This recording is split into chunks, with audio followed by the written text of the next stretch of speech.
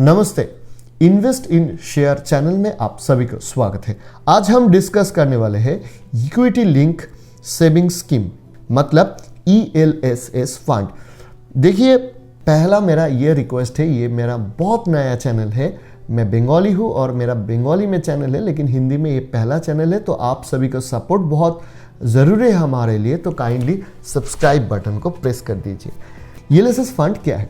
सरकार ने सोचा है कि हमारा जो नागरिक है उसको इक्विटी में इन्वेस्ट करने के लिए इंकरेज करना चाहिए। इसीलिए सरकार ने इंट्रोड्यूस किया है ELSS फंड, जिधर आप इक्विटी में इन्वेस्ट करने के लिए आपको टैक्स में एग्जम्पशन मिलेगा। कितना एग्जम्पशन मिलेगा? आपको 1.5 लाख रुपया एग्जम्पशन मिलेगा टैक्स से, और ये है 80C स्कीम के अंडर। मतलब 80C स्कीम के अंडर जितना भी अमाउंट इन्वेस्ट करेंगे वहां से अप टू 1.5 लाख आपको टैक्स से छूट मिल जाएगा। ELSS फंड में आप कैसे इन्वेस्ट कर सकते हैं? देखिए, दोनों तरीका होता है। एक है SIP मतलब सिस्टेमिक इन्वेस्टमेंट प्लान, मतलब आप हर महीने एक अमाउंट आप ELSS फंड में इन्वेस्ट कर सकते हैं। और दूसरा है लम सम, मतलब आपके पास एक अमाउंट है, एक अच्छा खासा अमाउंट है, और वो आप एक साथ ही इन्वेस्ट कर सकते हैं इस फंड में।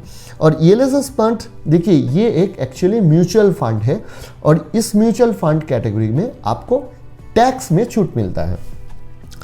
अभी आता हूँ ELSS फंड का लॉक इन पीरियड में, which is very important. Actually lock in period ELSS fund का 3 साल का है, लेकिन इधर एक मिसकंसेप्शन हो जाता है। SIP जो करते हैं उन लोगों के लिए, लमसम के लिए तो क्लियर है, अब जिस दिन आपको जो पैसा है वो इन्वेस्ट कर रहे हो उसी दिन से 3 साल तक आपके लिए लॉक इन पीरियड है। लेकिन SIP के लिए आपका lock in period her invested amount का डेट से 3 साल होगा। मतलब सोचिए, आपको SIP चालू हो रहा है 10 जनवरी 2022 से, तो 10 जनवरी 2022 में आपको जो अमाउंट आप इन्वेस्ट किया है उसका मैच्योरिटी पीरियड होगा 10 जनवरी 2025। फिर आपका सेकेंड SIP आपको कटेगा 10 फरवरी 2022 में। तो इसका जो मैच्योरिटी पीरियड होगा ये होगा 10 फरवरी 2025। आप चार्ट में देख सकते हैं ऐसे करके कि SIP जो है उसका मैच्योरिटी डेट हर SIP का डिपॉजिट होने का डेट से 3 साल बाद ही होता है। लेकिन किसी किसी को ऐसा मिसकंसेप्शन होता है कि वो सोचते हैं कि जब SIP का स्टार्टिंग डेट है वहां से 3 साल के अंदर पूरा का पूरा अमाउंट मैच्योर हो जाएगा। वो गलत है। अभी हम लोग डिस्कस करेंगे टैक्स के बारे में। ELSS फंड में इन्वेस्ट करने के ये एक बहुत इंपॉर्टेंट कॉज है कि हर आदमी टैक्स में छूट लेना चाहते हैं। तो इधर जो सिस्टम है वो है exempted taxable category. What is exempted and what is taxable, ये हम लोग इधर अभी डिस्कस करेंगे। देखिए, ELSS में आप जो डिपॉजिट कर रहे हो up to 1.5 lakh is exempted, मतलब टैक्सेशन का 80C कानून के हिसाब से आपको 1.5 लाख तक डिपॉजिट में कोई टैक्स नहीं देना है। दूसरा बात यह है कि ELSS में इन्वेस्ट करने के बाद आपको जो डिविडेंड मिलता है वो डिविडेंड भी टैक्स से फ्री है, मतलब उसमें भी कोई टैक्स आपको नहीं पे करना है। लेकिन कौन सा अमाउंट टैक्सेबल? वो है आपका रिटर्न।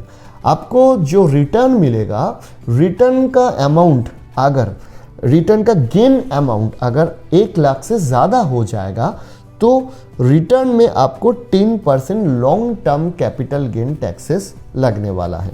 अभी है ELSS फंड में इन्वेस्ट करने के लिए फ़ायदा क्या है आपको? देखिए, पहला फ़ायदा तो ये देख लीजिए कि ये बहुत कम ऑप्शन में एक है जिधर इक्विटी में इन्वेस्ट करने के लिए गवर्नमेंट स्कीम के तरह आपको टैक्स से छूट मिलता है। So up to 1.5 lakh rupees आपको टैक्स से छूट मिल जाएगा अंडर सेक्शन 80C।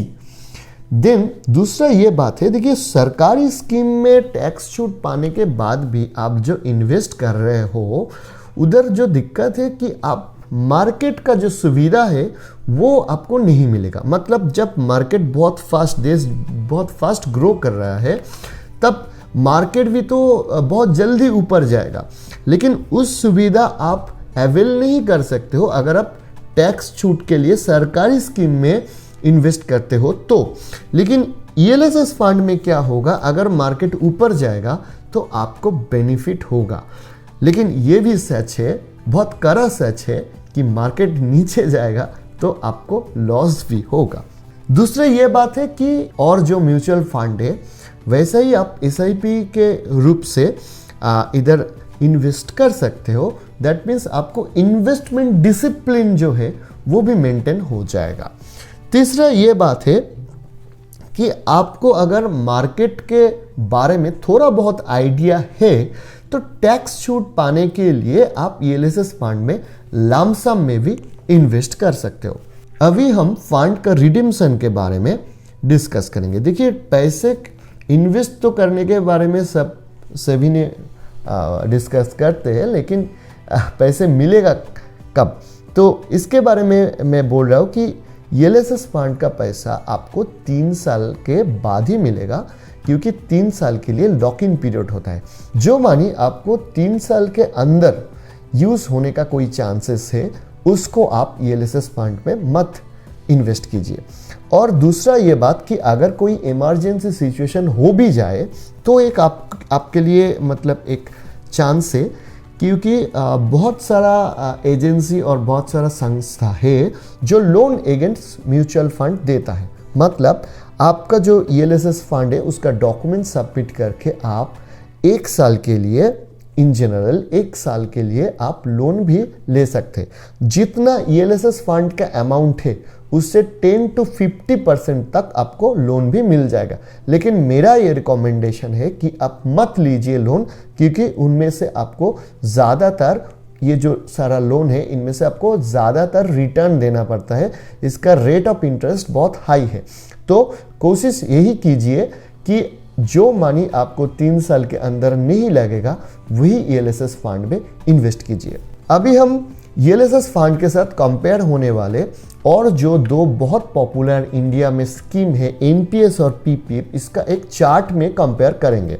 हमारा 4 फैक्टर होगा इधर। नंबर 1 है रिस्क, नंबर 2 है रिटर्न, नंबर 3 है लॉक इन पीरियड और नंबर 4 है टैक्सेबल रिटर्न। देखिए, पहले ईएलएसएस फंड के बारे में बोल रहा हूं कि रिस्क ईएलएसएस फंड पे मॉडरेट है, क्योंकि ये बैलेंस कैटेगरी का फंड है तो रिस्क मॉडरेट है।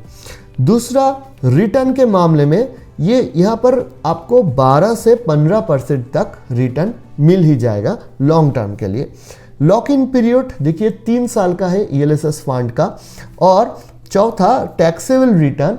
यस, द ईएलएसएस फंड का जो रिटर्न है वो टैक्सेबल, लेकिन after capital gain more than 1 lakh, 1 lakh के बाद ही आपको टैक्स देना पड़ेगा। पीपीएफ के बारे में बोल रहा हूँ कि लो रिस्क है, बहुत ही कम रिस्क है। 7 to 8% आपको रिटर्न मिल जाएगा। अभी तो 8% नहीं मिल रहा है, 7 to 7.5 आप मान के चलिए। दूसरा, ये इसका लॉक इन पीरियड जो बहुत ज़्यादा है, ये है 15 साल के लिए और ये टैक्सेबल नहीं है, क्योंकि पीपीएफ एग्जेम्प्टेड और एग्जेम्प्टेड कैटेगरी में पड़ता है। और तीसरा है NPS, national pension scheme. NPS के बारे में बोल रहा हूँ कि देखिए, रिस्क इसका मॉडरेट मैंने तो लिखा है चार्ट में, आप देख सकते हैं, लेकिन बात यह है रिस्क आपका ऊपर डिपेंड कर रहा है, क्योंकि एनपीएस में बहुत सारा फंड है। कौन सा फंड आप ले रहे हो इसके ऊपर डिपेंड कर रहा है। आप अगर एग्रेसिव फंड हो तो हाई रिस्क हाई रिटर्न का चांस है, और आप थोड़ा डिफेंसिव इन्वेस्टर हो तो आप लो रिस्क लो रिटर्न भी चूज करते। तो इट्स डिपेंड्स अपॉन यू।